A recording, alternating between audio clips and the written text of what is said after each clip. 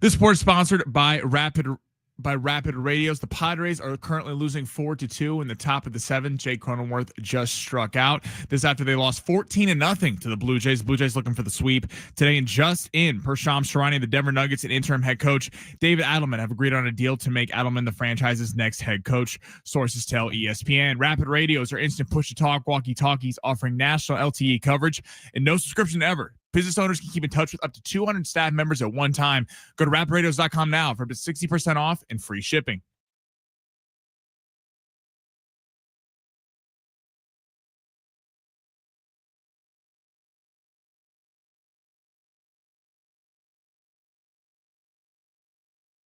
Yeah, welcome in and happy Thursday, everybody. It's good to see you. My name is Ben Fletcher. That's Sammy Long. We're with you until 2 o'clock today. John and Jim will take over then. And it's been a weird morning here in San Diego. If you missed the national news at this point, a plane went down sometime around 3:45, 3:50 in the morning this morning. A small Cessna, which is a private jet. It's not exactly a small plane. Crashed not 7 minutes away from where we're sitting right now here in Serra Mesa. It was in the Tierra Santa neighborhood. Somehow, miraculously, nobody on the ground was injured in this. 15 homes caught fire. Cars were kind of just lambasted throughout the streets. It was a horrifying image this morning out in Serra Mesa. And we don't have any updates on how many people were killed in this crazy accident, but we do know nobody on the ground somehow was killed in this. It was insane, the morning that we've had here in San Diego. Obviously heartbroken for the people who were in the plane. They were trying to come to Montgomery Gibbs Airport, but we don't get stuff like this happening too often in San Diego. And it's quite the moment to realize, oh yeah, we do play in the sandbox here on the sports station. We do get to have fun on a daily basis and complain and moan and cry about the San Diego Padres, who are playing some really god-awful baseball right now. But it's a very scary moment here in San Diego this morning. A huge shout out to our Kogo News team who are covering it like crazy. I know my morning over on the rock station on 101.5 KGB, it was like we were nuts to bolts the entire show talking about this plane crash. And that's how it kind of has to go on days like today. Sammy and I, we're going to talk sports. We're going to talk about an incredible night in the NBA last night. Tyrese Haliburton thrusting himself into stardom. With one moment, and New York Knicks fans having a complete meltdown all over social media. We're going to talk about the Padres, who are having their own meltdown right now. A month and a half into the season on May 22nd, they have gone through one of the worst 5-game stretches in Padres and MLB history, and it's kind of continuing today. We will keep you updated on everything that's going on. But Sammy Long, good to see you, pal. How are we? Good to see you, brother. Yeah, it was freaky with the plane this morning. I woke up, saw that on the news, but glad everyone's okay. And but crazy night. I mean, in terms of the sports world, I don't know what the hell the Padres are doing. This is an abject disaster that's looking like could be a 6th straight loss. Wow, that was a very Hartman phrase. Abject disaster. Is 6 straight losses not an abject disaster? It is a disaster. Fire everyone. I told them. I said that they're awful. This is pretty bad for the Padres right now. And that game last night in the NBA was unbelievable with Tyrese Haliburton. So a lot to talk about today and ready to get into it. And Sammy texted me, which is kind of like subtweeting someone where you text someone. Yeah, I can't find our stream on X. Because it's not on X. It says there's some sort of issue with streaming on X. So thanks, Elon. I'll keep trying to do it. But damn, Elon. Pressing the go live button and it's just not happening. Maybe it'll work here during the commercial break. I don't know exactly, but we are on YouTube at San Diego Sports 760. You can find us there. We will be on X at some point at Fletch and Sammy. And every single day we do the same thing here around 12:05. We go through the top stories in the world of sports. Sometimes it includes the Padres. Today, I have a feeling it might because they're on the verge of freaking history. But it is San Diego Sports 760. And Sammy Long, let's hit that button. Your lunch break is here. Ready to go back to the office and knock the socks off your friends? Coworkers? It's time for the top stories of the day. The Big Three. Hi, Sammy. Where are we starting? Let's start with the Padres. It's been an exhausting day already, man. What? That's not good. It's 5 minutes into the show. Padres aren't helping us out at all. That's where we're going to start. What the hell is wrong with this team? And how dire is this situation if they're looking at potential 6 straight losses for a team that was one of the hottest in baseball only 2 weeks ago? It's pretty bad. Pretty bad is all I'm going to say. It's not disastrous yet. It could turn into that. But right now, the Padres, this team over the last 5 games has quite literally been playing like one of the worst teams in Major League Baseball history. And I'm not just saying that. There are numbers to back that up. Are you ready for this? The 2025 Padres are the second team in Major League Baseball history to have a 5-game stretch in which they scored 3 or fewer runs, allowed 30-plus runs, allowed 10-plus home runs, committed 5-plus errors. By the way, 3 of those were Manny Machado in 1 inning last night. Something that's never happened in his career. Never even close to that. He's played more than 15,000 innings in his life. Never once has he had 3 errors in an inning. That happened last night.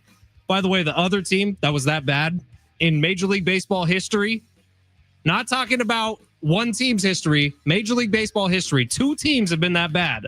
The other one was the Padres in April of 1969. The first 5 losses in the franchise's history. So the 2 worst teams in a 5-game stretch in baseball history. We don't need to talk about the White Sox from last year. We don't need to talk about the Rockies from this year. No, it is the San Diego Padres, who, by the way, have World Series aspirations this year. Yeah, I mean, the crazy thing is the power rankings just came out today, and the Padres are 7th. It's a great team. Well, we'll see. We thought they were a great team.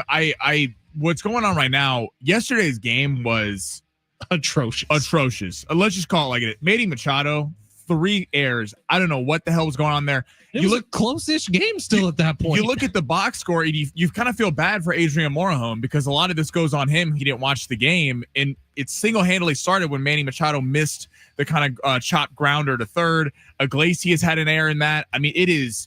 Fernando Tatis had 2 awful strikeouts to start that game. His first 2 plate appearances. Luis Arias was really the only guy that felt like he showed up. And we're going to keep covering it throughout the show, but it is like, this is not, it's bad because teams go through slumps during MLB season. Obviously, it's a 162-game season. It's a super long schedule. But the Padres schedule through the end of May was supposed to be the time where they ideally would have had a 3 to 4 game lead on the Dodgers, because the schedule in May or in June, we keep going over it. Giants, Brewers, Dodgers twice, Diamondbacks, Mets, Phillies twice. This is not a schedule that you're running through. Like, I'm sorry, we're being realistic. They're not going to do that. The goal next month is to win series, and if you can sweep them, that's fantastic. This was supposed to be a time that they were supposed to kind of build a little bit of a lead, especially with the Dodgers getting swept over the weekend and the Giants struggling. Well, the Dodgers just won last night. They won the night before. Now you're starting to see some separation in the NL West. The Padres, they cannot fall games back in the NL West if they want any shot to win this thing, because the NL West is too talented. They're not going to be sweeping these series like it could have in years past. Well, the good news is the Padres' scoreless streak of 2 games is over. The bad news is they're still losing 4-2 to the Blue Jays right now. The 7th inning just ended because Iglesias got thrown out trying to steal second base. Look, when it rains, it pours. That's a phrase for a reason, and that's exactly what's happening with the Padres right now. It can't really get much worse. Oh, except it can. Kevin Acey's article last night. There's been a setback with you, Darvish. Yeah, it's bad. Now, Coach Kentera, everyone, the most trusted voice in San Diego for Padres Talk, will be joining us at 1:30. I am super excited to have the coach on to hear what he thinks about all of this. At the very least, Coach tells it like it is. So if we're over-exaggerating what's going on right now, Coach will set us straight. Coach. If we're under-exaggerating how bad this is right now, Coach will set us straight. All right, let's go to the NBA last night. Tyrese Haliburton. It's a bad man right there. So down 14 with 6 minutes to go, or down 14 with a couple minutes to go, 2:51 left in the game. The Pacers come back, put it in overtime. Haliburton hits the game tying what we thought was the game winning 3 at the end of regulation. They win it in overtime. He does the choke, the Reggie Miller in the 90s. Where does this rank in terms of all-time playoff comebacks? It's up there. Actually, it stands alone. Statistically, no team has ever come back from that much down with 2 minutes left in a postseason game. In a regular season game either, I don't think. Yeah, maybe just postseason. I can't remember the exact. No, but yeah, it's like they're like 0 and 1,400 or something. They quite literally stand alone. But also this from the Indiana Pacers against Milwaukee in this postseason. They were down 118-111 with 34.7 seconds left in overtime. They come back and win. Against Cleveland, they were down 119-112 with 46.7 seconds left in regulation. They come back and win. Last night against the Knicks, down 121-112 with 52.5 seconds left. They come back and win. And Tyrese Haliburton, you said it right, Sammy. That's a cold man right there. And he has created my new favorite trend on social media, which was New York Knicks fans who were filming themselves last night for the final play of regulation, and they thought the game was over because that ball legitimately bounced 8 feet in the air. Yeah. That ball went out of the frame of the TV. It was like Kawhi against the Sixers. Except even more dramatic, I feel like. Kawhi's hit every part of the rim. This one just went straight up. And it went about 8 feet up in the air. And it hung there for a while and then dropped right back through. And Knicks fans who thought it was over, who had already taken their eyes off the screen, were cheering, were celebrating all over New York. And it was so, oh my goodness, the Knicks have won. They're going to win the series. Haliburton just broke some hearts last night. Yeah, God, it was amazing. It was a amazing game. This series is going to be electric. I fully think it's going 7. I mean, the Knicks, they admitted it today. They let their foot off the gas. There was some Jalen Brunson had 43 points, but did have 7 turnovers. There's like a stat where they only have 1 loss in the playoffs. Every game that they've won when Jalen Brunson has less than 2 turnovers, they're 1-4 when he has more than 2. He did have 7 on the night. OG Anunoby did not have a good night defensively and offensively. And Tom Thibodeau, the defensive genius, does someone want to guard Aaron Nesmith? I mean, the man hits 7 consecutive threes in a row. You know the ball's going to him at the end of the game before the Haliburton shot, and they still can't guard him. Josh Hart was slipping everywhere. That was an excellent game, and hell, maybe Tyrese Haliburton, we haven't put enough respect on becoming the face of the NBA because he's got the kind of charisma, he's got the smile, he's got the talent. We could see him kind of launch into a different echelon if they win the series. And if we're going to give SGA some crap for the amount of fouls that he's baiting officials into calling, I think we need to do the same thing with Jalen Brunson. Last night was pretty tough. There was at one point where I think Nesmith was guarding him maybe, and he grabs Nesmith's arm and pulls it into his own face to try to draw the foul. There was another one where he backed into a defender after shooting a 3, trying to draw a foul call. I really like Jalen Brunson. I like the way he plays, but if we're talking about SGA always flopping for fouls, Jalen Brunson is heading up that list too. Sammy, we got one more we can squeeze in here. We do. Some breaking news out of college football, actually, in May. So breaking per Heather Dinich, the 12-team college football playoff will move to a straight seeding model this fall, rewarding the selection committee's top 4 teams with the top 4 seeds in a first-round bye, unlike last year where we saw Boise State was able to sneak in and Arizona State get byes when they probably should have been the 12th ranked team. Fletch, how do you feel about this? I don't love it, but I feel like it's the right thing to do. I would have hated it in the NFL if the reseeding for the postseason went into play, but we saw the firsthand example this year of how it doesn't really work in college football because not everybody's playing each other during the regular season. You don't have the proper grading scale, so it does feel like it needs to go this way. I think it's going to lead to more first-round blowouts, though, potentially, but it's actually going to be the proper seed doing the blowing out this time. I think it's going to be less, though. I think we're going to see, because I think it's unfair when Boise State, give them credit, but their best. What, they were like the 10 seed of college football. They should have been like 12, and then they ended up getting moved all the way up to 4 because they won their conference. But Boise State, outside of winning their conference, the best thing that they had was that they almost beat Oregon. They should have beat Oregon though. It was a kickoff return for a touchdown. It was a fluky play. They did, but they lost. It's like the fact that Ohio State did have a gauntlet. I mean, Ohio State had to go through. If we thought before the year, if Ohio State was the favorite, I believe they were the odds-on favorite heading into the playoff, even though Oregon was the 1 seed. People thought Oregon was the biggest challenge, who they blew out, Texas, and then either Penn State or Notre Dame. Well, because of the path, because of the way the playoff seeding was, they had to face Tennessee, who was kind of a scary team at the time, then on to Oregon, then on to Texas. It shouldn't be like that. It should be like the 2 best teams meeting in the national championship. I like that they're reseeding. I think that was a major flaw last year, and hopefully will lead to some better games next in the year in the playoff. All right, we did get X up and going now. So at Fletch and Sammy on X, you can find us there. At San Diego Sports 760 on YouTube, you can subscribe there. That one stays live from 12 to 6 every single day. John and Jim take it over right after we do.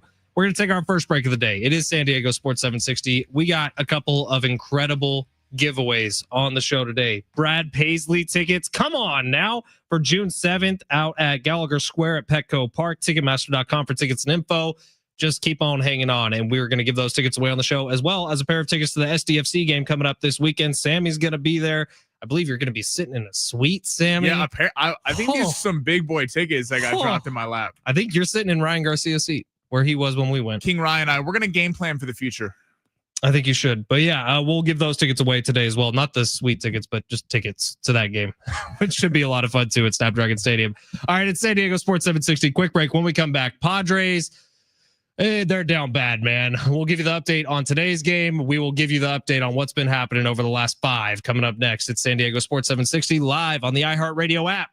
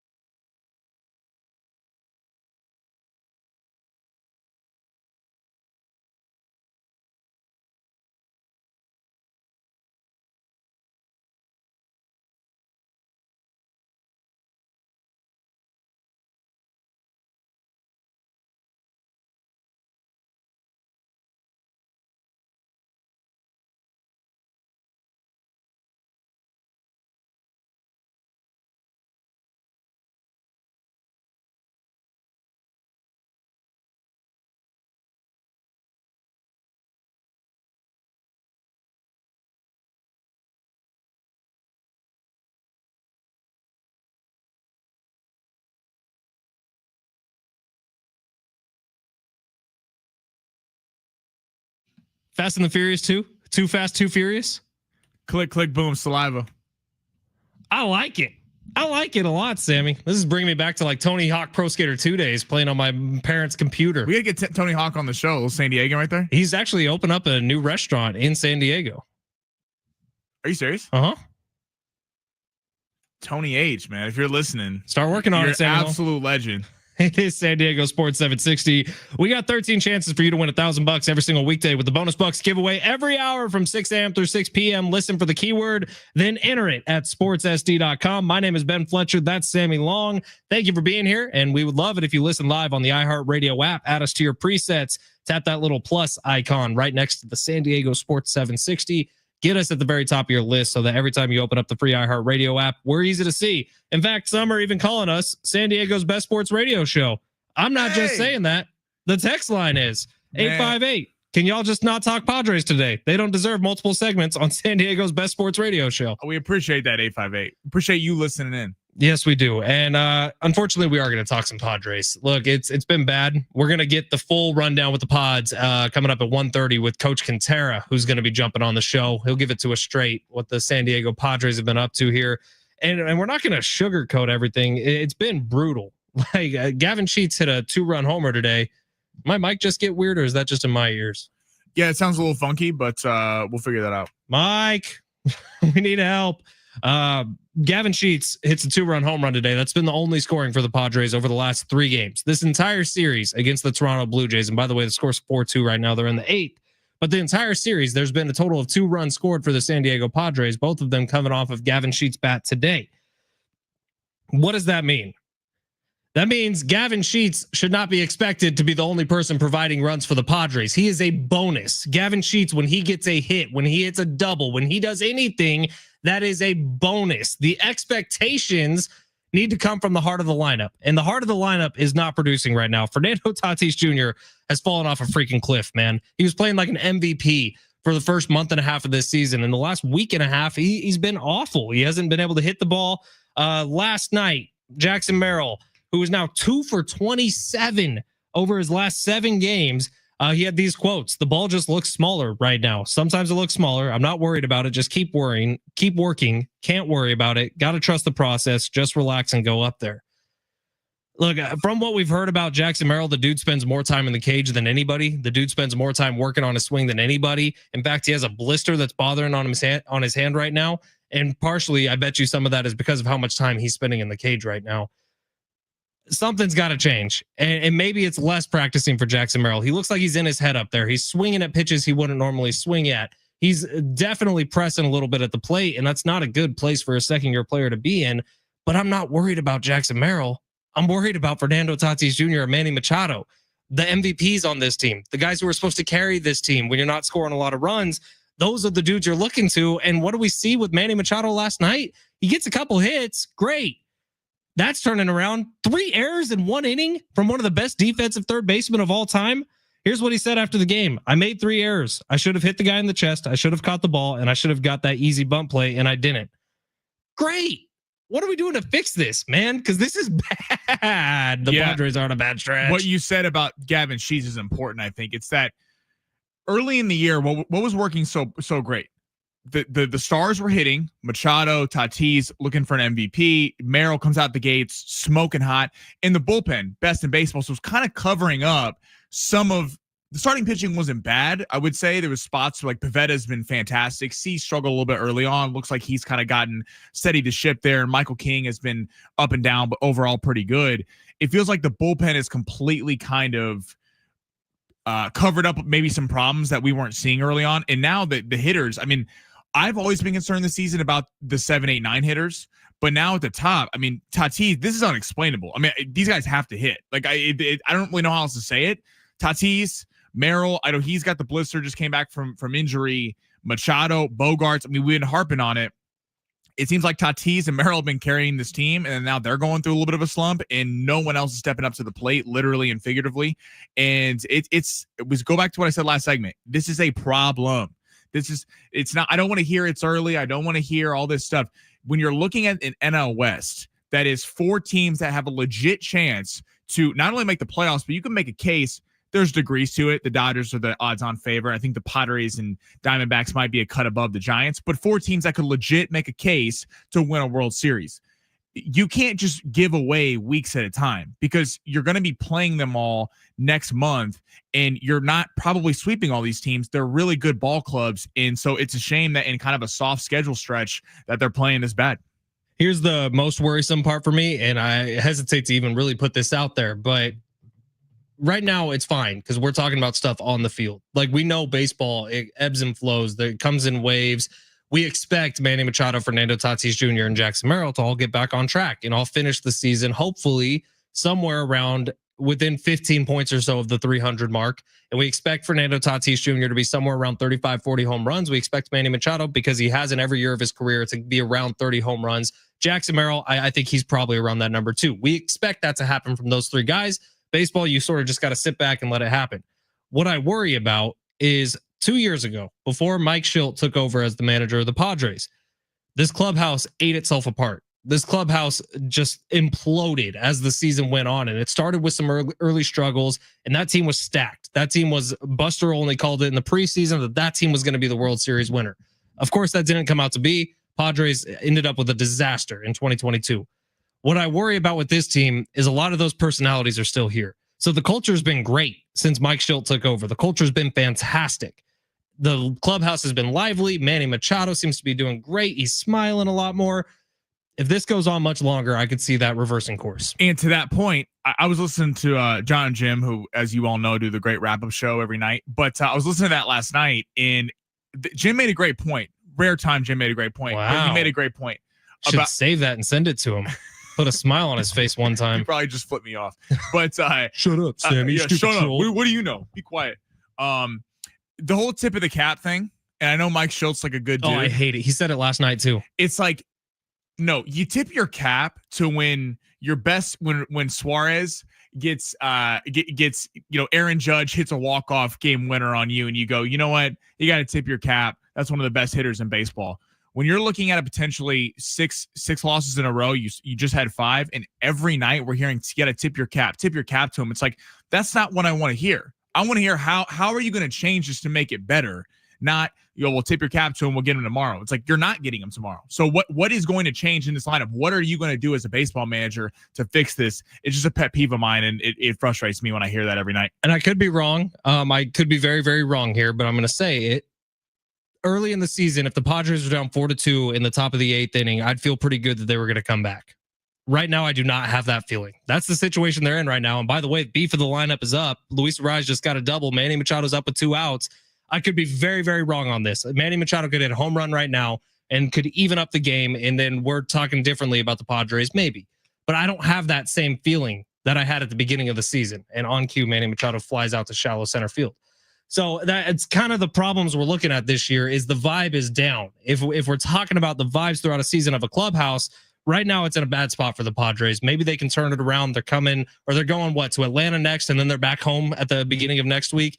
Stuff needs to happen. 615, great text. I hate hearing you guys so down about the Padres, so I'll tell you what I'll do. I'll take one for the team. I'll throw a wager on the Braves money line tomorrow to guarantee a Padres victory. Doing what is that? Reverse jinx or you had emotional hedging, right? Emotional hedging in Vegas. Go ahead, 615. You'll probably end up winning the money anyways. It's San Diego Sports 760. Quick break. In the NBA, if you were watching the Padres disaster that unfolded in front of you, you were missing a phenomenal game in the Eastern Conference Finals. We'll break it down a little bit coming up next. It's San Diego Sports 760.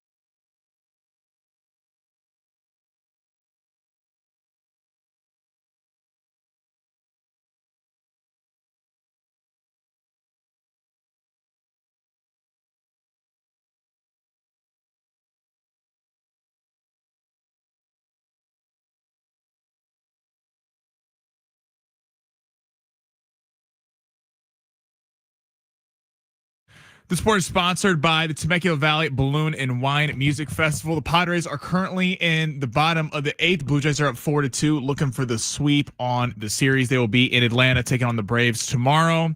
And Dave Adelman, the interim head coach for the Denver Nuggets, per Shams Charania, will be the head coach going forward. They just signed him to a long-term contract today. Temecula Valley Balloon and Wine Music Festival by events.com is happening June 20th through 22nd, featuring Walker Hayes, Cody Jinks, Alabama, Russell Dickerson, Midland, Big and Rich, and more.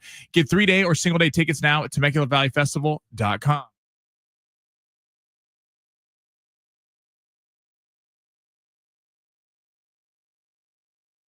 This is an accurate depiction of...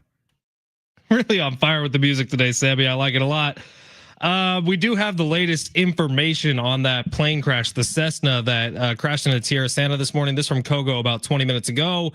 2 people have died. 8 people have been injured. 1 home was destroyed. At least 10 homes were damaged in that crash where the small Cessna jet crashed into military housing in Tierra Santa earlier this morning. The reported fatalities were on the plane, according to officials. The injuries on the ground were minor. At least 100 people were evacuated from the military housing neighborhood. The Cessna jet was making its way to Montgomery Airfield, which is just next to us here in iHeart San Diego, and it was coming from Wichita, Kansas. So what I actually heard, and this was from Travis Dale, who is a plane nut. The dude has his pilot's license, and he was saying that specific jet has about 4 hours worth of fuel. And the flight from Kansas to San Diego was 3 hours and 45 minutes. So he said the biggest thing that probably saved the thing from essentially being a bomb was that there was only 15 minutes of fuel left on that jet when it crashed. So you kind of look at a situation like that and 2 people passed away. It's horrible, but it could have been so much worse. And I think we're fortunate as hell to not have more people on the ground who were devastatingly injured or passed away from this. Crazy. Yeah, man. It's just so sad, man. Like it definitely kind of gives you a little perspective of when things like that happen, of like, be grateful for the things that you got every day, but wishing their families nothing but the best, and hopefully, yeah. To say all of that, now I'm gonna say this, and this is gonna sound kind of mean.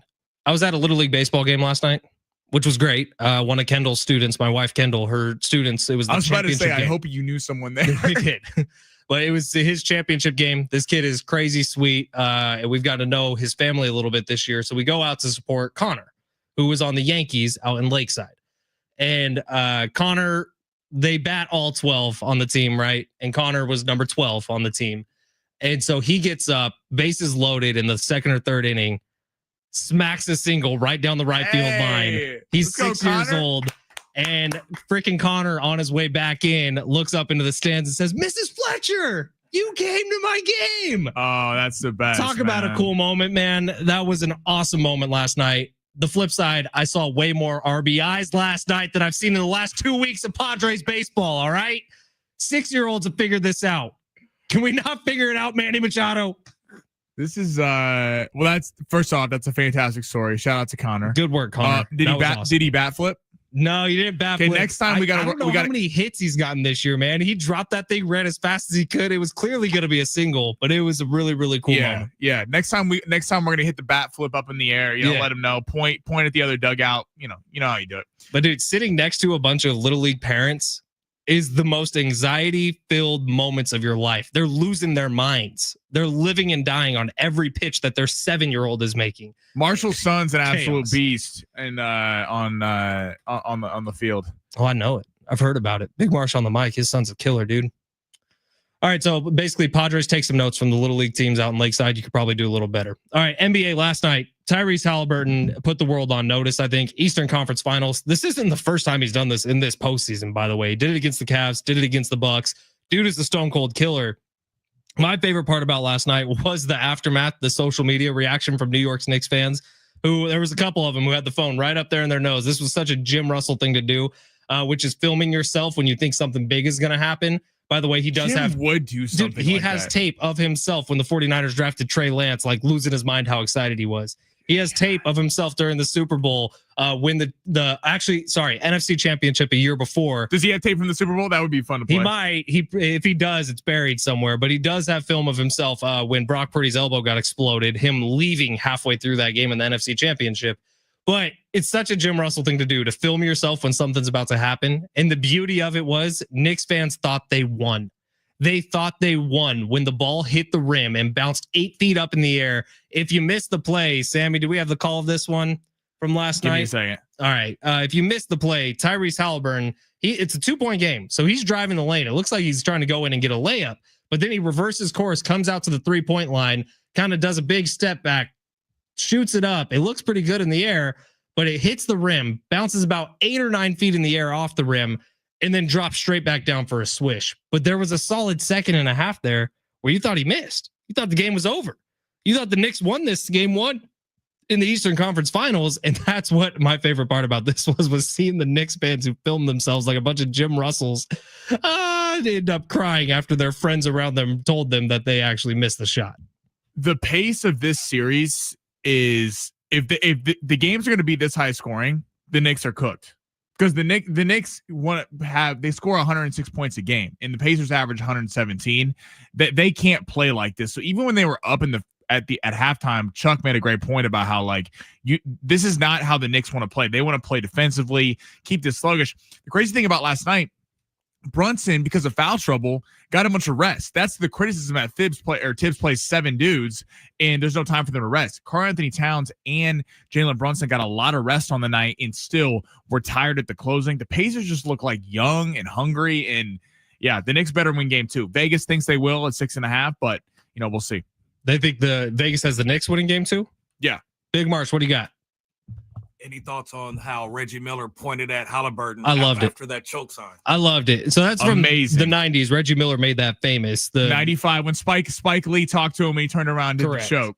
But Tyrese Haliburton last night, he did it a little too early. I would have preferred it maybe after overtime, or when the game was actually in hand, because that did end up being called a 2, not a 3. So it was a tie game going into overtime.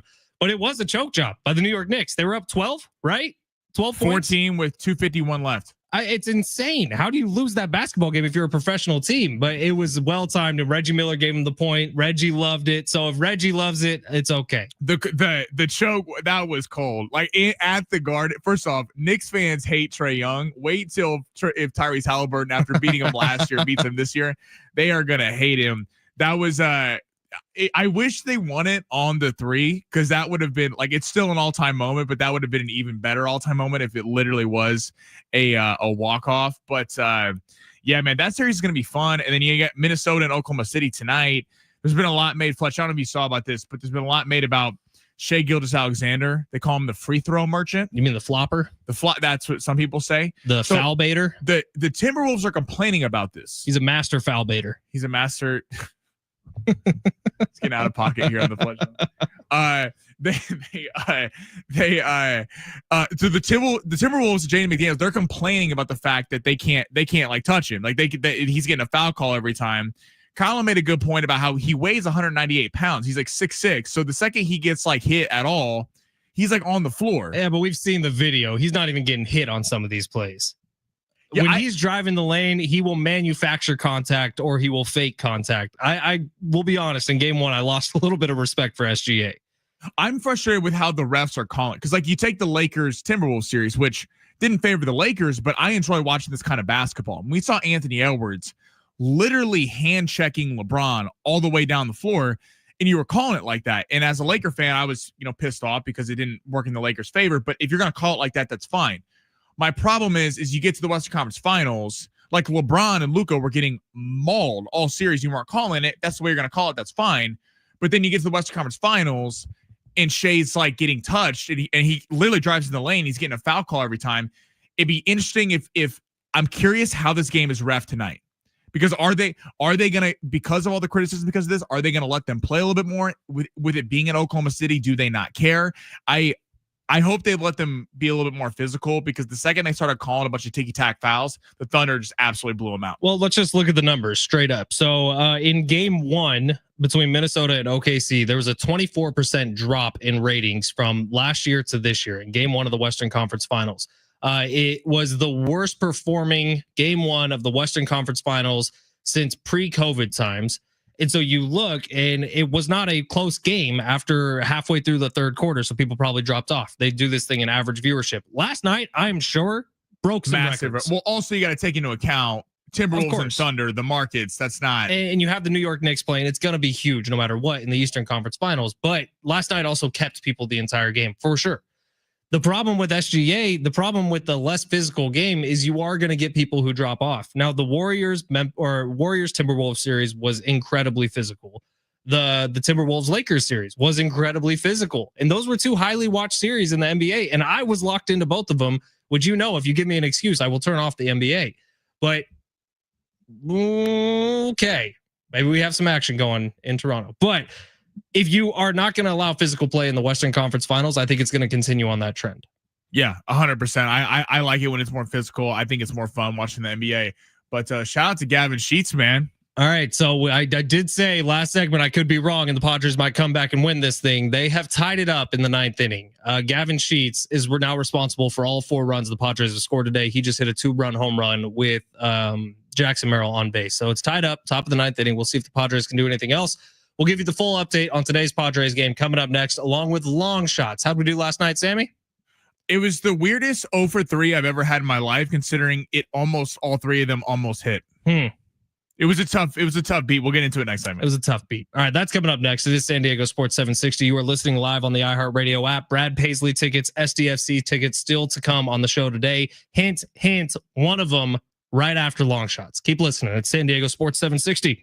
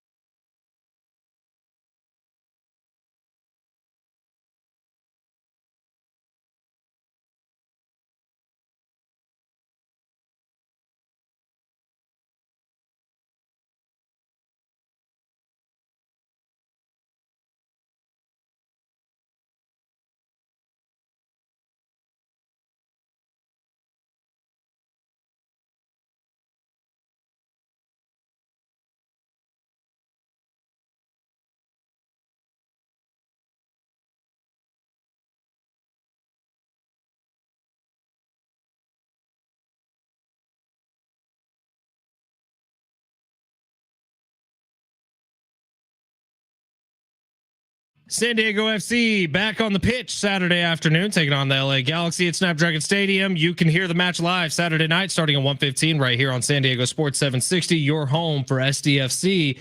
And I'll do you one better. We're going to give away a pair of tickets to that match coming up as soon as Long Shots is in the book. You can go see Chucky Lozano and the rest of the squad. SDFC hosting the LA Galaxy this Saturday, presented by Snapdragon. Don't wait to get your tickets. Get them at sandiegofc.com/tickets.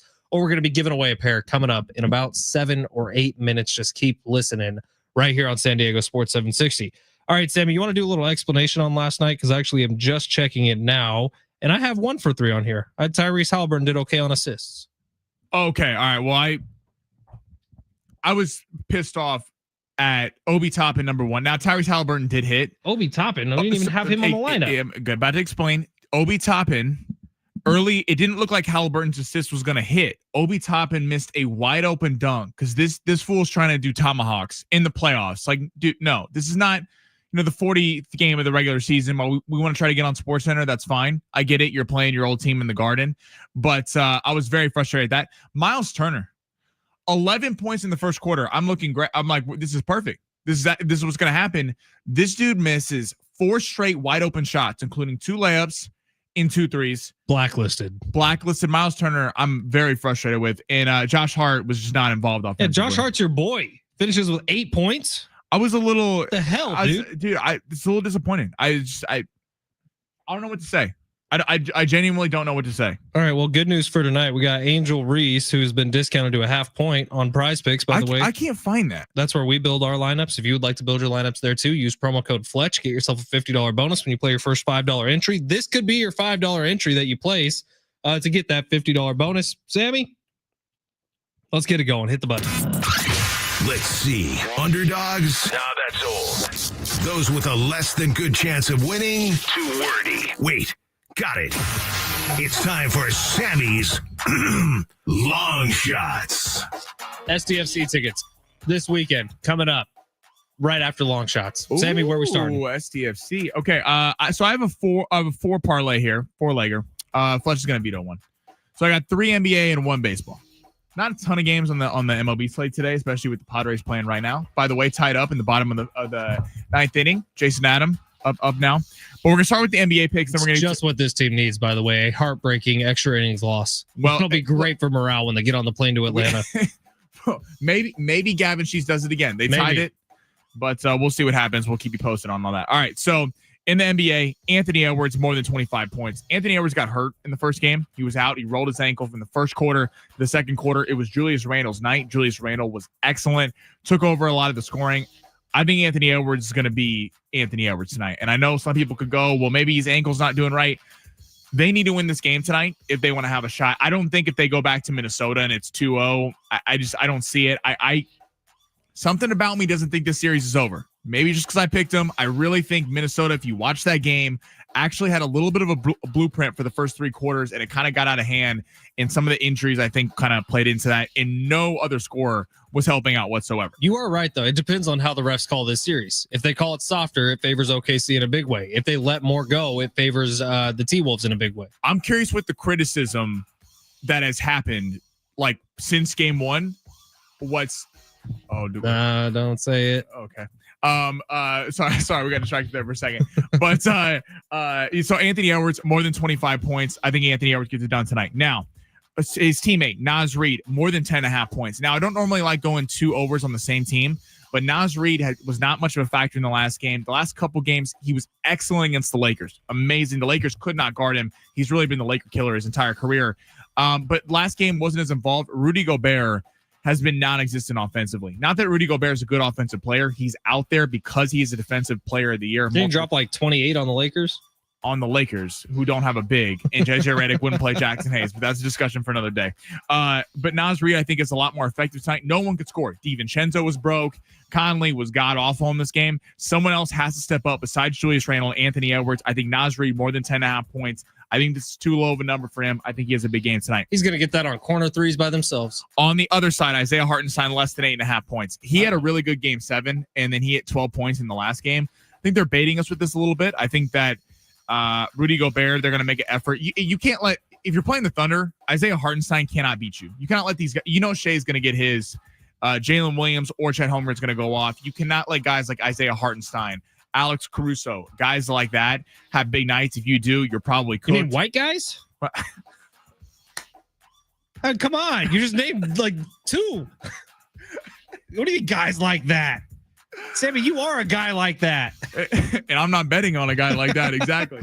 So less than Isaiah Hartenstein and 8. That's crazy thing to say on the radio. Less than 8.5 points for Isaiah Hartenstein. Then I also have an MLB pick, Fletch, if you like this or not. Fun matchup. Cleveland, Detroit. Detroit has been one of the hottest teams in baseball. I mean, this team is actually coming in number 1 on the power rankings. Cleveland's had a solid team for the last few years. I think we're going under, less on first innings run allowed. Tanner Beebe and Jack Flaherty, the former Dodger. Beebe is 2 of the aces on the staffs for both teams. I think that the scoring will come later in the game with the bullpens. I'll be honest, I don't like the Hartenstein pick. Why don't you like the Hartenstein pick? Dude, like, what? How many did he have last game? 12? He had 12. See, you're what Vegas wants. You want to go, oh, well, he's had 12 the last game, so he must get 9 points tonight. No, but it was pretty easy, 12, when you look back at it. Like, a couple of them were just wide open dunks. Exactly. Except, do we feel comfortable betting an over on a guy who's going to be guarded by Rudy Gobert tonight? 8.5? No, I just feel comfortable dropping it. Okay. We'll drop it. We're dropping it. We're dropping Isaiah Hartenstein. Now, he's going to get less than. I'm going to come on here and explain to Fletch why that happened. We'll see. But he's getting less. So, Anthony Edwards, more than 25 points.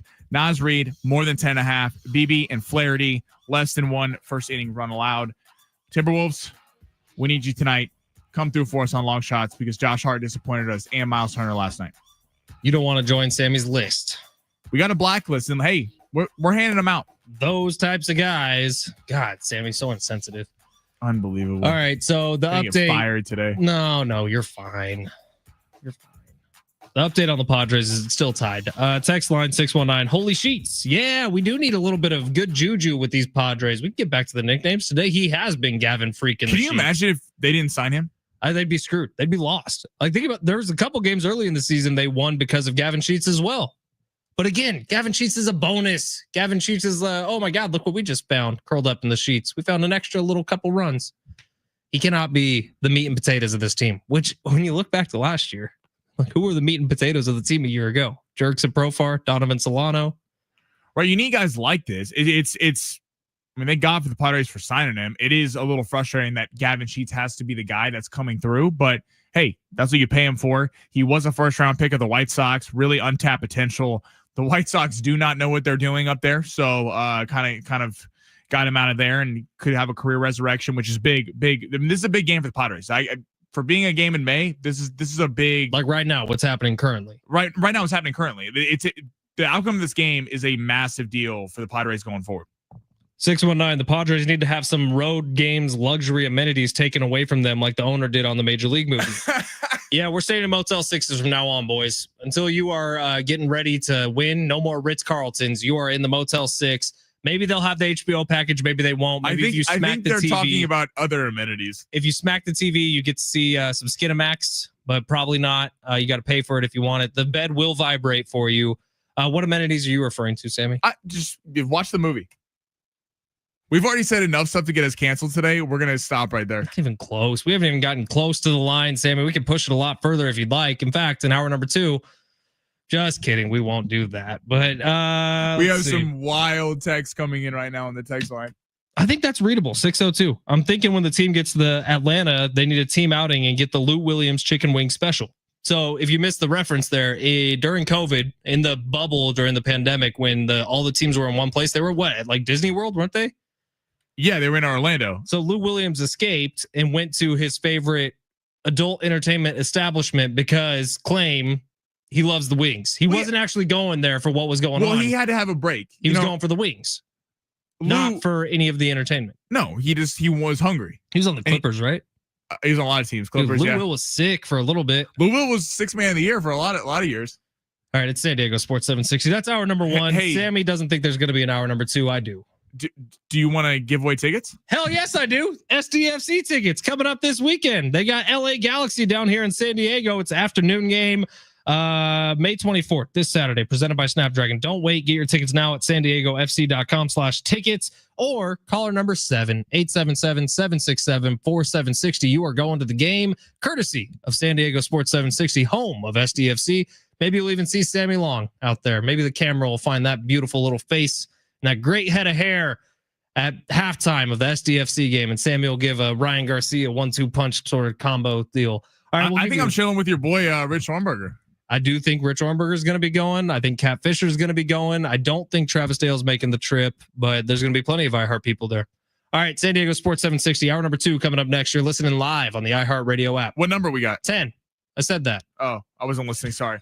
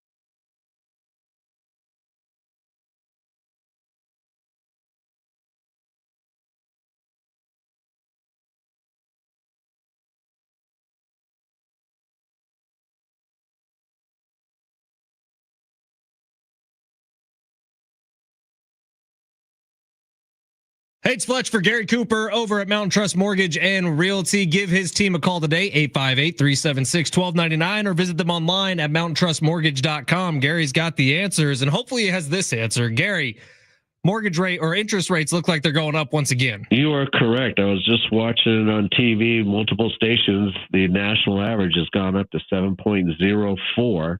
So if you're still hearing these ads and mailers, they're saying, oh, interest rates are in the 5s. They haven't been in a long, long time. So when you hear those ads, you're paying a lot of points to buy down to get that advertised, or what I call that gimmick interest rate. So do you really want to reward your business to that type of practices? I don't think so. But again, I got programs that I can help you with if you're looking to purchase. I've got a lender that doesn't have any additional ads or hits to the interest rate on credit scores for VA and FHA purchases. So call me if you have questions. Smoke and mirrors eliminated. Call Gary Cooper today, 858-376-1299, 858-376-1299, or visit him online at mountaintrustmortgage.com. Thank you, Gary. Hey,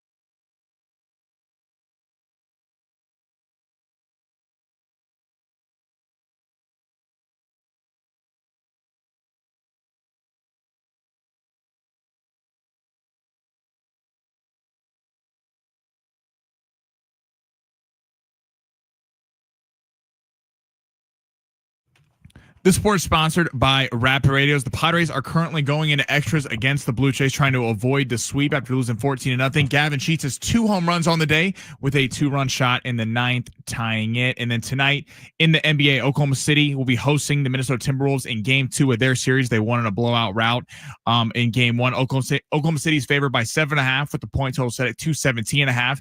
That game will be going at 5:30. Rapid Radios are instant push-to-talk walkie-talkies offering national LTE coverage and no subscription ever. Business owners can keep in touch with up to 200 staff members at one time. Go to rapidradios.com now for up to 60% off and free shipping.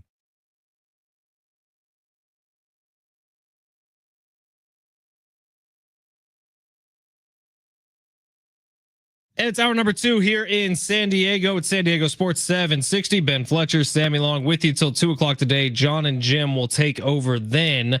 If you missed it this morning, not sure how you could have, but in Tierra Santa, which is about 7 minutes away from where Sammy and I are sitting right now in our iHeart studios, there was a plane crash around 3:50 this morning, which was a small jet, a Cessna jet, which is essentially a private jet like you see in movies. But 2 people have died, 8 people were injured, 1 home was destroyed, at least 10 homes were damaged.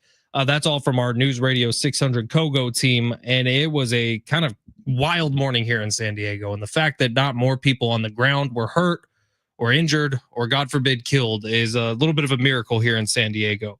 So we're going to keep talking sports. If you want news coverage on this, 600 Kogo is our recommendation, the place for you to go. If you want to keep talking sports, right here is where you should stay. My name is Ben Fletcher. That's Sammy Long. We're talking sports with you for the next hour. Coach Kentera is going to be joining the show coming up at 1:30. We'll do a little Padres, I guess, kind of post-game wrap-up with the coach coming up in about 30 minutes. And we'll see what happens with the Padres. They are currently in extra innings. It's the top of the 10th.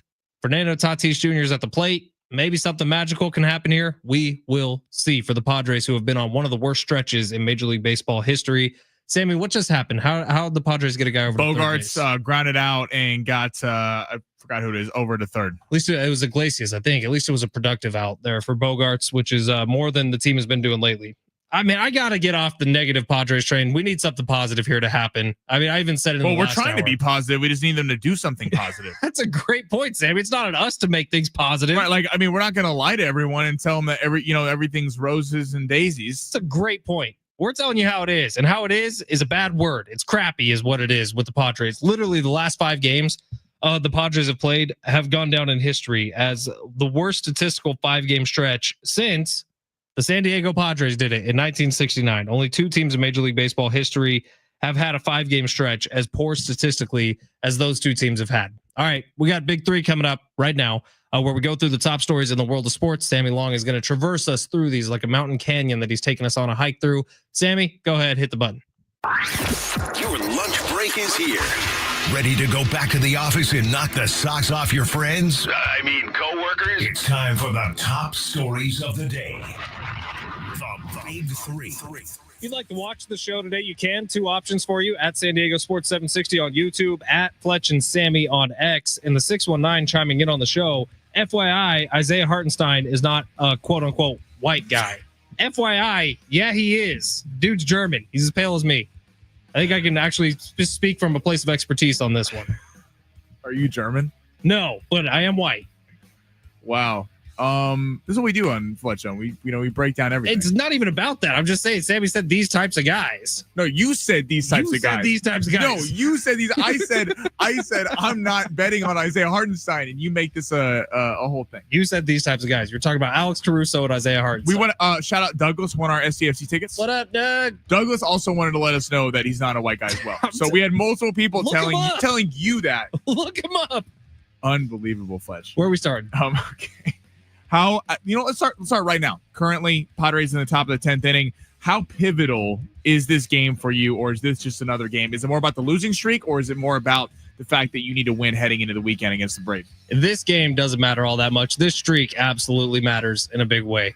Look, these last 5 straight games where they had scored only 3 runs coming into the day, it's the worst the Padres have looked all season long. And it's not like they're close in any of these games. It's not like they've been particularly competitive. And today, one human being has been competitive for the San Diego Padres. I actually thought Kolek did a nice job grinding today a little bit. He got into the 6th inning. But Gavin Sheets is the reason that we're even having this discussion right now. He's responsible for all 4 runs driven in. He has 2 home runs on the game, both of them 2-run homers. So is this one specific game that important? No, I need to see an uptick in Manny Machado hitting. I need to see him not making errors out in the field. I need to see Fernando Tatis Jr. dig himself out of this hole that he's been on the last week and a half. And I need to see Jackson Merrill stop going 2 for 27 over stretches and start hitting. Big moment for Luis Arraez right there. Yeah, that I think this game, though, is important in that regard of that the teams looked a little bit lifeless over the last week, and you're going to go through stretches in the baseball season where you're going to lose games, and it's 162 games. I mean, the Dodgers won the World Series last year. They had like an 8-game losing streak in the middle of July. But there's with this tight of a division, a lot of times in baseball, I think we can go, there's a lot of divisions where there's maybe 1 or 2 teams that are a clear cut above. So you can lose 10 games and you may be good. The NL West is too good. They are too competitive of a division with 4 legit teams, and then the Rockies are at the kids table, who give everyone free wins. But I think they got 8 on the season so far. yeah. But like these 4 teams, like you don't have a lot of room to go through slumps. Whereas in years past, it's felt like the Dodgers been at the top, but maybe it was just the Dodgers and the Padres. The Diamondbacks weren't very good, or the Giants weren't very good. This is too competitive. You need to pick up these wins when you can get them right here. So now on a college football, I'm also not just going to start smiling if they win today. By the way, the Padres did just take the lead. Good for them. But it's not automatically like everything's turned around. Everything is great. Everything's peachy. No, you got to put in some work here. 100%. Big college football news in May. Heather Dinich reporting that they will reseed the college football playoff instead of last year where the top 4 teams got byes if they were conference winners. How do you feel about this? Do you think this will make the games better or worse with the college football playoff going forward? It's the right thing to do. I do think it leads to more blowouts in the first round because you're going to have higher seeds playing true lower seeds, whereas last year things got kind of jumbled in the middle, which I actually thought ended up being good. But this gives out the situation where, like, Boise State is the prime example, because last year they did not earn the number 4 overall seed in the college football playoff, but they ended up being the number 4 overall seed in the college football playoff when they probably should have been 10 or 11. So that's going to avoid that moving forward. It's probably the right thing to do. Yeah, I'm excited for this because a lot was made about the fact that most of the games were blowouts, but I think that kind of adds to it. I think it adds to the fact that the college football playoff, like, we saw so many blowouts, but one of these years, just like we take March Madness, what do we love about March Madness? We love that we saw for years it could never be done. A 16 seed could never beat a 1 seed, and then it happened, and we witnessed history. One of these years, we're going to see a road team go into one of these schools and pull off a massive upset over an Ohio State, a Texas, Georgia, one of these kind of blue blood schools, and I think it's going to be fun. I like that the path will be a legit path. I don't think that you should be punished. I mean, Penn State got benefited from losing to Oregon in the Big Ten championship because then they didn't have to draw Ohio State and Tennessee in the next round, which were 2 higher seeds than what they had to play getting SMU. So it was kind of like, why is Penn State getting rewarded? Would Penn State have gotten to the Final Four had that? I don't think so. That's just me personally. I mean, they did. Notre Dame certainly didn't seem like the second best team. I would have thought meeting Texas, even though Ohio State beat them in the championship game, would have been a lot of fun. That felt like the kind of 2 best teams. But yeah, I'm excited for this going forward. And hey, it sounds like there's going to be more expansion. I can't wait for the college football playoff and for college football to be here. Is Texas supposed to be like the number 1 team in the world going into next year with Arch as the quarterback? Ohio State's loaded. Texas, I believe, is supposed to be number 1 with Arch. They certainly got the number 1 quarterback going there. Georgia's loaded up again. We got to get a top 20. They released a top 25 actually like way too early a couple days ago. But yeah, kind of all the same teams. Notre Dame, Ohio State, Alabama, Penn State, Georgia, Texas. Penn State's supposed to be really good because that quarterback's another year older. He should be a top pick next year. Dude, I need football back in the biggest way. We were cutting some social media stuff for Big Rich, TD, and Fletch this morning, and I put on our Aztecs helmet, and it just reminded me that we are 104 days away still from the NFL season. Probably a week earlier than that, college football will get going again. Yeah, we need football. Football. Love football. Number 3 has Tyrese Haliburton's performance last night as he transformed into a superstar. Dude, he's there. You're saying he's there? I'm saying he's there. Tyrese Haliburton's there. He quickly is becoming one of the more well-known NBA players. He's got the swagger. He has the ice cold moment now. I mean, he's had a couple of them in this playoff series alone. Somebody put up a probably 2 or 3 minute video of every shot Tyrese Haliburton has taken this year with 2 minutes or less in the game. in the game. It was either a go-ahead bucket or a game-tying bucket, and it was every shot, so misses included. I swear, I watched this video this morning. The dude was probably 20 of 22. Like, he only had 2 misses. In the final 2 minutes of games this year, to either take the lead or to tie the game, Tyrese Haliburton is a menace. That dude's got it flowing through his veins, whatever it is. And like Sammy says, he has a beautiful smile. You do say that he has a great smile. He does. He's got the. I'm telling you, we had a texter yesterday talking about how the face of the NBA has to be handsome, and I'm not kidding you. It's a great text because if you look back at what has happened, Michael Jordan, hottie, yeah, baddie, Michael Jordan, like you're talking about selling. Go back to yesterday. Sex sells. Okay, so Sammy knows that better than anyone. Kobe Bryant, hottie.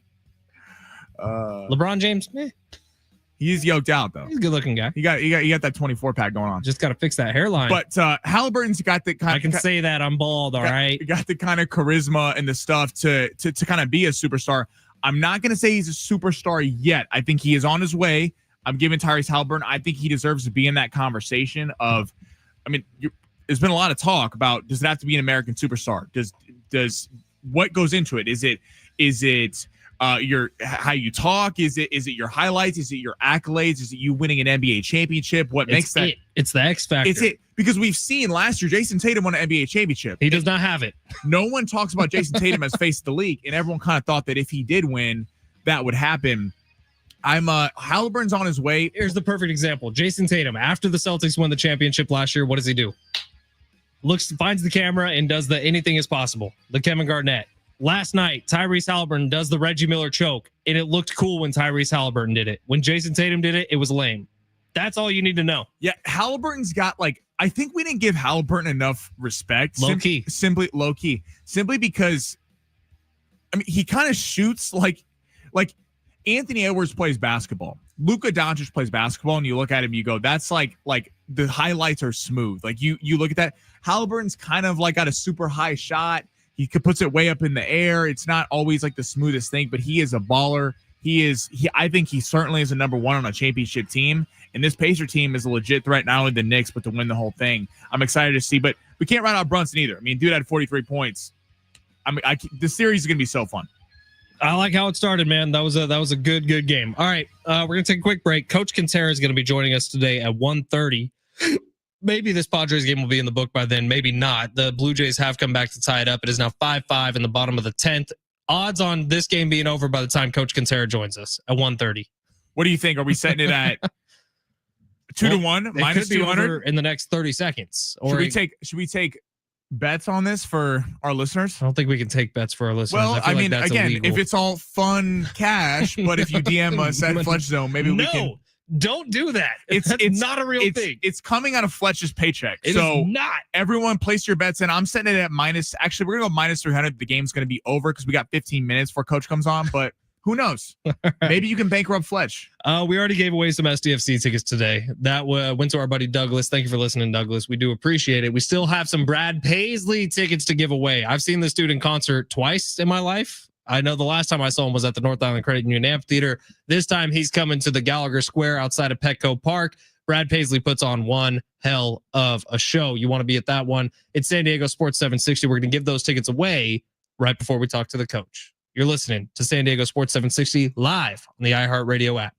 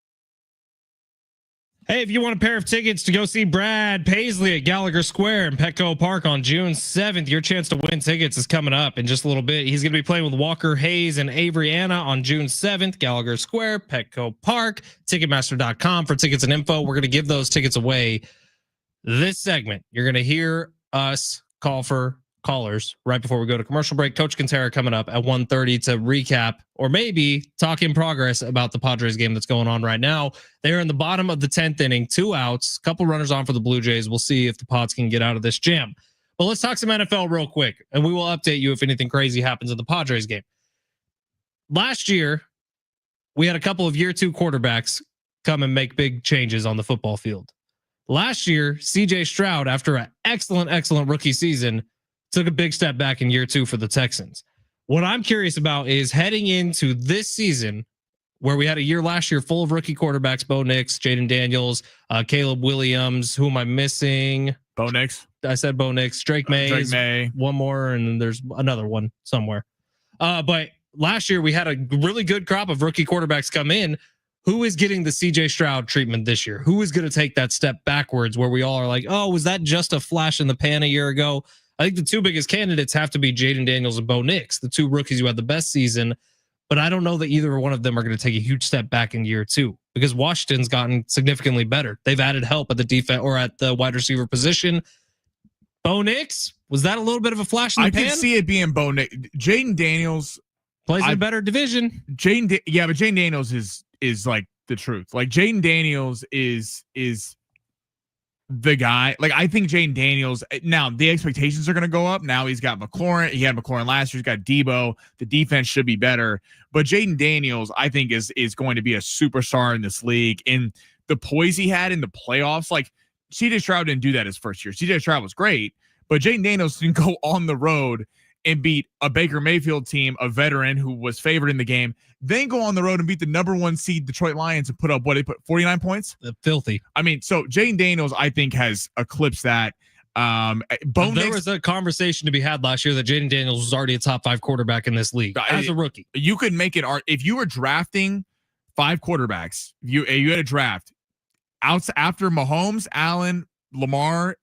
There's a case you would take him.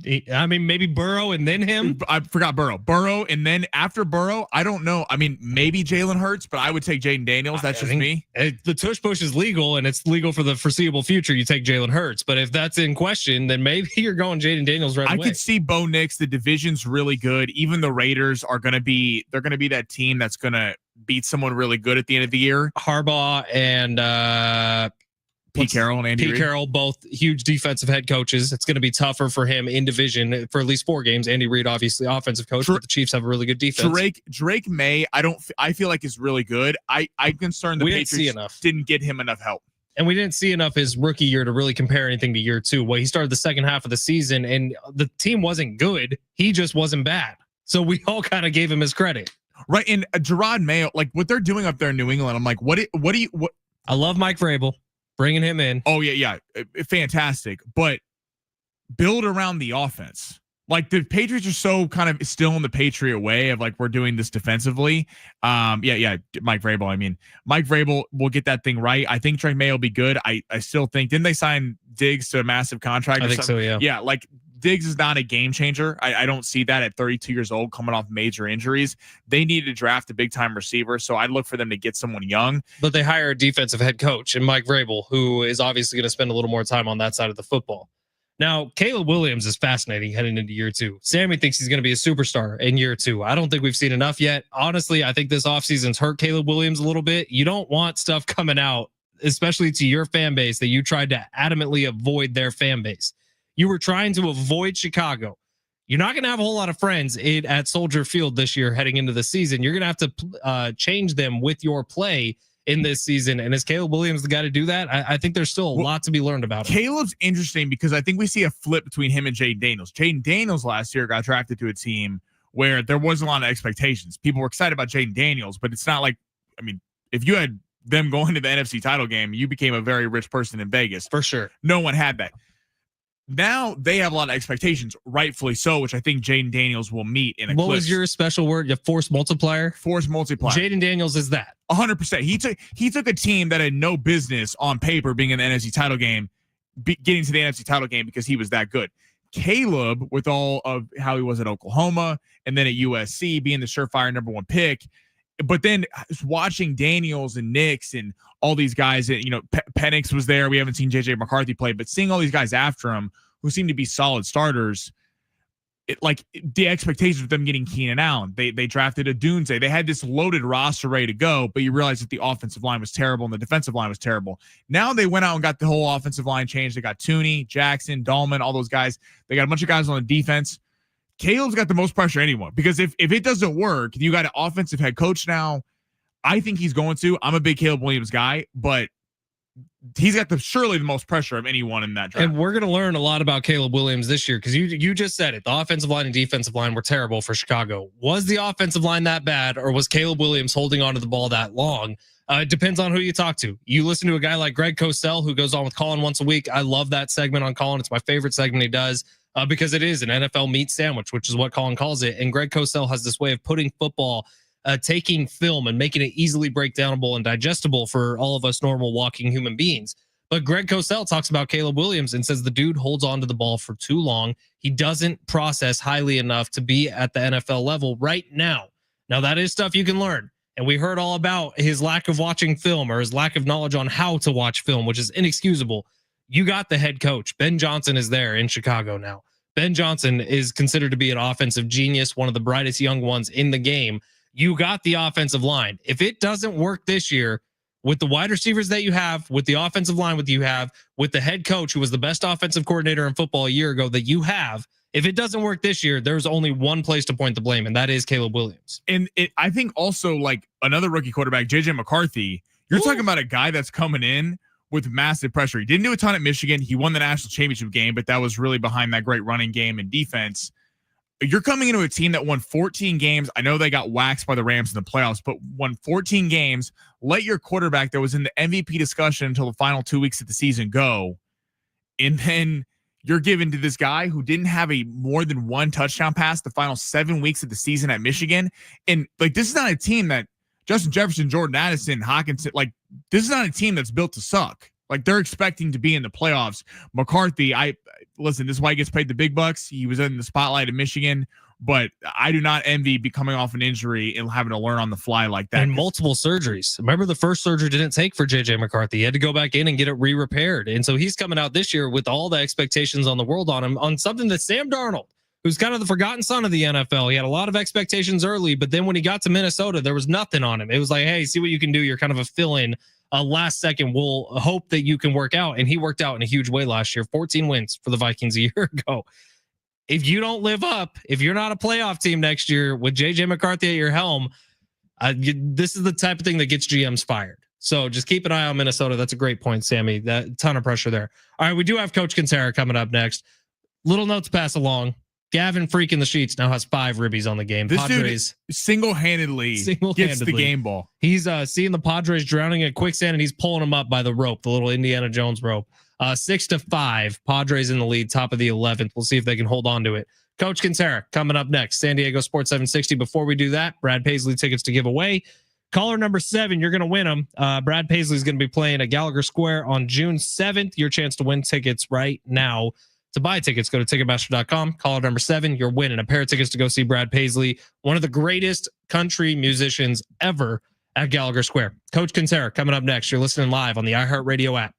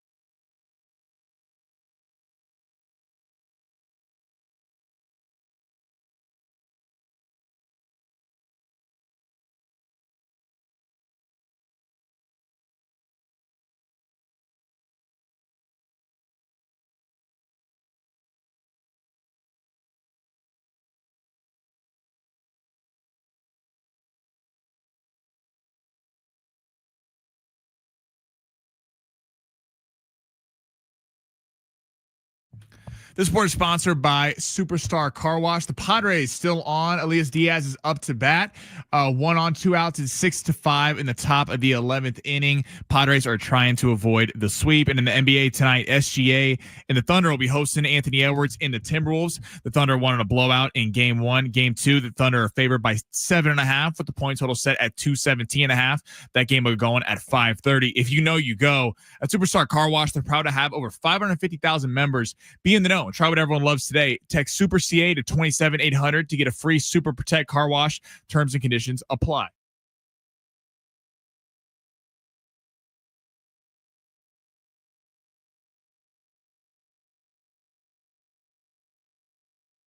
AM radio keeps vital voices accessible. Congress can secure its future, but we need your help. Text AM to 52886 right now to support keeping AM radio in cars. Tell your member of Congress to pass legislation now and keep AM radio in cars. Standard message and data rates do apply.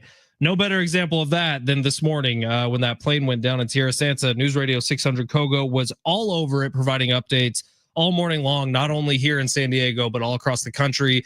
The world kind of looked to News Radio 600 AM Kogo. So text 52886 right now to support keeping AM radio in cars. A man who's spent a lot of time around AM radio in his life, Coach Kentera, joining the show right now. You can find him these days on YouTube at San Diego Sports Talk. But Coach, how we doing today?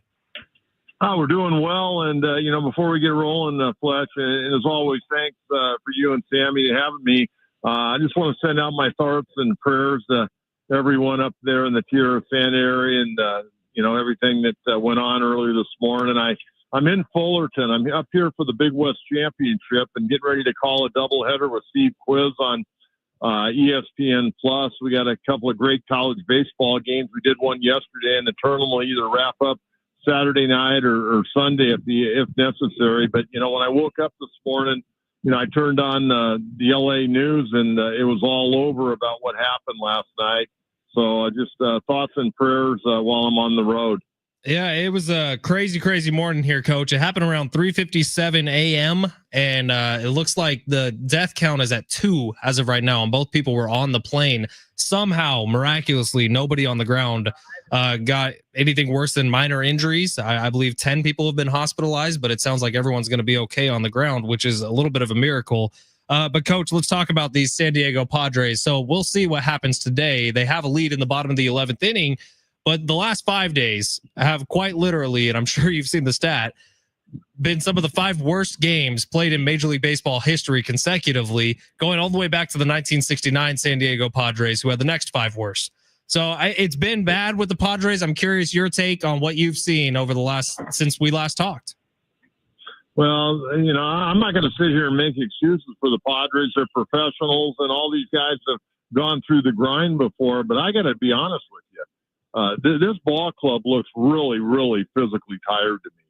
I don't know about the mental aspect, but just watching them going down the line, just doing little things, they look really gassed to me. And I'll tell you what, as we work our way, towards the month of June, that's no time to be fatigued. And, I think one of the things that's going to really show up, and I'm sure AJ Preller's working on this, you got to get some depth. You got to build that bench strength. You got to get Bogarts a little time off at shortstop. You got to get even Manny. Yeah, he can DH some days, but you may need to give him a complete day off. And at some point, Fernando's going to need a day off. These guys look tired to me, and they just don't look the usual themselves out there. And, obviously they're frustrated because they're not playing well. But, again, I think the lack of really a strong bench and the lack of depth in the organization where you can go down to AAA and bring a guy or two up every once in a while, really hurting this ball club. But they got to give Bogarts a little time off. And I'm not picking on Vander because I think he's done a pretty good job. But at some point, he's going to need some time off. Coach, it's the Padres update. It's tied now 6-6. They got runners on the corners with no outs, unfortunately. So who would be most concerning to you over the last week? Tatis, Merrill, or Machado's recent play? Machado's not playing well. And really, when this ball club is firing on all cylinders, it's when Manny's playing well. He's made 8 errors. I think he made 7 all last year. He's already made 8, and we're not even to June 1st. I don't know what's going on with him. He was hitting 340. Now he's, really struggled. That last series before they went out on the road, he was 1 for 11. I'm a little concerned with his lack of power. He's got 3 home runs right now. And, that's a problem. Merrill's going to be fine. Merrill's going through a little bit of a tough streak. And I know he had at least 2 hits today before I left the hotel. But you could tell a little frustration there. Fernando will be fine. He gets in his peaks and valleys. But, Machado right now, this doesn't look right to me offensively or defensively, even though he went into the game today hitting 310. He had 3 errors last night in 1 inning. That's something he's never done once in his career. He's played well over 15,000 innings, and he had 3 errors in 1 inning yesterday. Coach, not to just keep kind of adding fuel to the fire, but yesterday we get an update from Kevin Acee, and I'll just read it straight from the article. Starting pitcher Yu Darvish is feeling some residual effects from his elbow issue in spring training, and there remains no timetable for his return. That's pretty worrying too, isn't it, Coach? Well, it's worrying, and I'll tell you what's even more worrying. If you watched Mike Schild a couple of nights ago when he was questioned about it before the game in Toronto, he didn't want to say anything. He didn't want to let any of the cat out of the bag. But, we were told when they were going on the road, he was going to Toronto. Then he doesn't show up in Toronto. He was asked about when's he going to pitch again. Well, nobody really said anything, and now we find that out. And you go back to last year. Now, last year, there was a period of time where he really needed to be away from the ball club. And I'm not going to get into all the specifics, but he needed to be away from the ball club for a family member who was going through a very difficult health situation. And when he came back, he pitched great. But, again, this guy's not getting any younger. He's going to be 39 years of age. They got him under contract, for a few more years. So, I don't know. I don't know what to tell you, but him not making another start, you go back to last Wednesday was the last time he pitched on a mound. He was over in Vegas pitching for El Paso when he got the ball club over there and all the people involved a catered steak dinner after the game. And, we figured, hey, you know what? The Padres are either going to activate him or he'll make one more rehab start. Now he's back in San Diego in no man's land. Coach, this is something that has kind of frustrated me when Schill after the game always says, I'm going to tip my cap, and it just feels like it's after on the losing streak. We're hearing it every single night. Does that bother you, or are you kind of with him on that? Well, you don't want to tip your cap every night. I mean, I'm a big guy about, giving respect to the opponent. If they outplayed us, great. They were better than us tonight, but I'm not going to go to the podium every night. If I'm tipping my cap too many times, they may find another guy and I'm not saying Mike Schultz going to get fired, but you start tipping your cap too often, eventually somebody may want to tip you out the door. But, I believe in being gracious. I believe in respecting the guys on the other side of the diamond that are out there. They're pros. They're trying to play the game the right way. But, I'd like to see, quite frankly, Mike Schultz, say things. If the team doesn't play well, hey, we didn't play well tonight. I don't need this rose-colored glass deal. We got good baseball fans in San Diego. We got intelligent baseball fans, and we got a lot of people that have played the game of baseball, and you can't fool those people, okay? And I'd like to see a little more forthcoming. I watch some of these other managers. I'll watch these late-night deals with Ron Washington with the Angels. He's very blunt about how his ball club played. I'll watch Dave Roberts with the Dodgers. I know people don't like to hear that, but Dave will get on his ball club a little bit, and he'll say, we didn't play well tonight, didn't make his pitches at a certain time, and everything's great in San Diego. Well, I got news for you. It isn't great right now. You got to play better baseball. Coach, I don't know if you have this up anywhere, but the Padres did just lose, so that is their 6th straight game they've lost. Now, they did score 6 runs in this one. Gavin Sheets responsible for 5 of them. They lose 7-6. It was a walk-off single by the Blue Jays, kind of just pouring more water on the quicksand that the Padres are finding themselves in. I brought this up earlier, Coach. I'm curious your thoughts. So 2 years ago when Bob Melvin was still at the helm, the problem did not seem to be a physical problem with the Padres. It was a mental problem. It was a locker room that was bickering at each other. Juan Soto had the quote where he said, sometimes we just give up. It very much felt like a cultural issue with that Padres team. this year, in this stretch specifically, it does look like a physical thing. Guys just aren't hitting. It doesn't feel like a mental thing yet, and moods haven't seemed to really come down that much yet. But do you think this Padres team is in danger of getting into a little bit of a cultural issue if the Mike Shildt positivity continues, if Manny Machado starts getting down on himself and the team a little bit? Do you think we're teetering on the brink of something bad? Well, I think this is the first time, quite frankly, in Mike Shildt's tenure that he's going to be tested as a major league manager. And I want people to understand Mike Shildt's a damn good baseball man. And his resume speaks for itself, but he's going to be challenged here a little bit. Last year, everything went pretty smooth. And right now, they're going through not just a little speed bump, they're going through a speed bump and a pothole at the same time. And they're going to have to figure it out. I just hope Gavin Sheets is on the plane tonight because he's been the biggest part of the offense. Just on what he did today, he outscored the Padres going into today by 5-3. They'd only scored 3 runs in the last 3 ball games. But, really the situation a couple of years ago when Soto was there, Soto was a pain. And people won't come out and say that, but he was a real pain. He was late for buses on the road, holding the guys up to get to the ballpark. He'd be 5 minutes late doing whatever Juan Soto was doing. He was just a different guy. He never really bought into being a member of the Padres or the San Diego community. He knew he was a hired gun. He was only going to be here for a short period of time. And he was a real problem. I don't think that's the issue. I just think that they need a little more depth to give some of their older players a little more time off occasionally, whether it's Bogarts or Manny, give them a day off. And not only physically, but it's more mentally. You can come to the ballpark, you can work on some things maybe you don't have a chance to work on when you're in the everyday starting lineup. And I'll tell you, I go back to when Adrian was here, Gonzalez. Adrian would be in a funk. They'd give him a day off, and, man, he'd come back, and for the next 10 days, you couldn't get that guy out. Giving a day off is not a bad thing.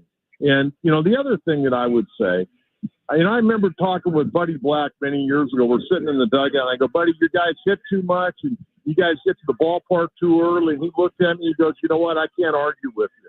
Hey, every once in a while, don't take batting practice. Tell the team, hey, I don't want you here until 4:45, we're going to stretch, we're going to throw, and we're going to go play that night.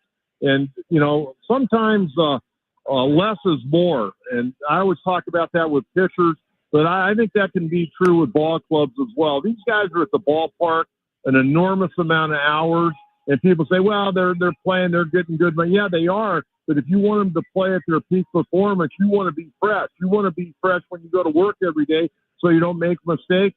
Same thing can be said about ball players. Coach, who do you have more faith in going forward? The hitting getting figured out or the bullpen?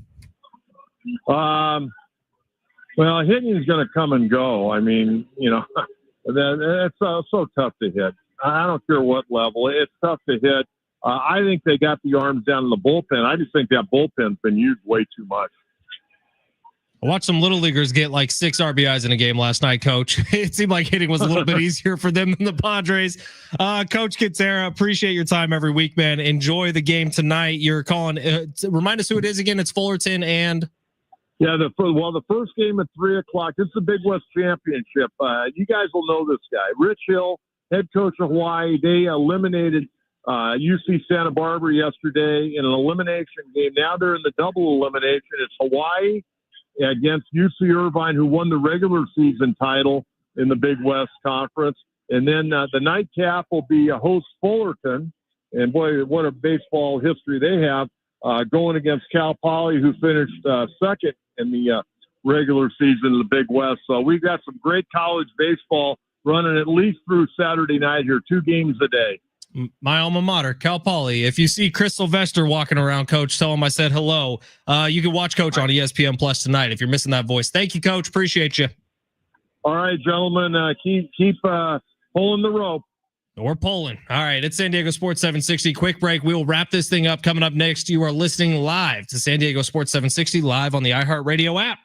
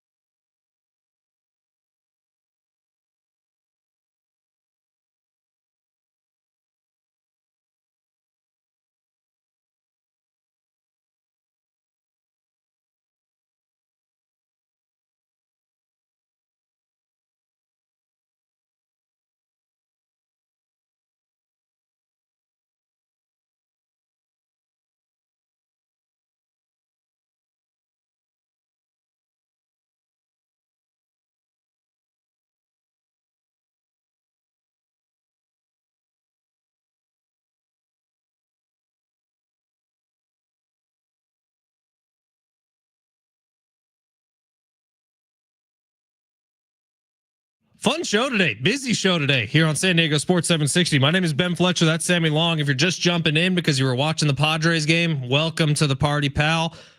We did a little recap of the Padres game with Coach Kentera. If you missed it, it's up on the podcast at search the Fletch Zone. When you get on the free iHeartRadio app, you'll find it there. Good chat with the coach. Sammy made some wild comments about two players in the NBA a little bit earlier. Said you can't trust these guys. And he was talking about Isaiah Hartenstein and who's the other one? Alex Caruso. No, you're getting racial on the Fletch Zone. No, not at all. You said you can't trust these guys. No, I said I don't trust Isaiah Hartenstein to have 9 points. That's what I said. Yeah, I mean, we'll see, man. Don't be deferring, but everyone who's been listening knows exactly damn well what you said. It was crazy. I have a clip of it. You did say those guys. Coach laying the law down on the Padres. I agree with him, man. Yeah, and he was sick of Mike Schultz saying tip the cap. Mike Schultz is talking to the media right now. You're going to hear some of what Mike Schultz saying on John and Jim coming up in about 10 minutes, but I'm positive. I'm hoping, man, that Mike Schultz does not say any sort of tip the cap today. If he says tip the cap to Gavin Sheets, I get it. Gavin Sheets is a hero right now in Padreville because he broke the scoreless streak. Gavin Sheets had 5 RBIs today. By the way, Padres had 6 total runs. Blue Jays had 7. They edge him out in the 11th inning. But it was another just rough night or rough day for the San Diego Padres, who haven't had a lot of good ones lately. We'll see if the road trip to Atlanta makes anything kind of change around. All right, we got a basketball game tonight. Sammy, you want to set the table? What time is this game going to start? 5:30. Timberwolves looking to draw even with Oklahoma City after Oklahoma City box score destroyed them in game 1. That game was pretty close to 3 quarters and then went on a run there. I'm looking for the Timberwolves to get a little get back tonight. I'm calling the upset tonight. I Anthony think Edwards fully healthy, or are we questionable? We're gonna wrap that thing. We're gonna go, baby. I think Timberwolves get it done tonight. I think game 1 left a bad taste in their mouth. They played better than that final score looked. 747 text of the show because earlier we were discussing face of the league, Tyrese Haliburton potentially putting himself into that conversation. 747 says, did you guys just say Michael Jordan is a hottie? Who else is on your list? Lyle Lovett. Who else is on your list, Sammy? Who else is a hottie who else in the is NBA? A hottie in the NBA? I think Kobe was a hottie. Kobe, yeah. I think Tyrese Haliburton qualifies. Anthony Edwards is a good looking guy. Yeah. Luka? No. Luka's got a funny face. Hey, Luka once he gets that 6-pack from drinking green juices all summer in LA. Dude, how funny would it be if Luka shows up at the first day of basketball training camp and he's just fat as hell?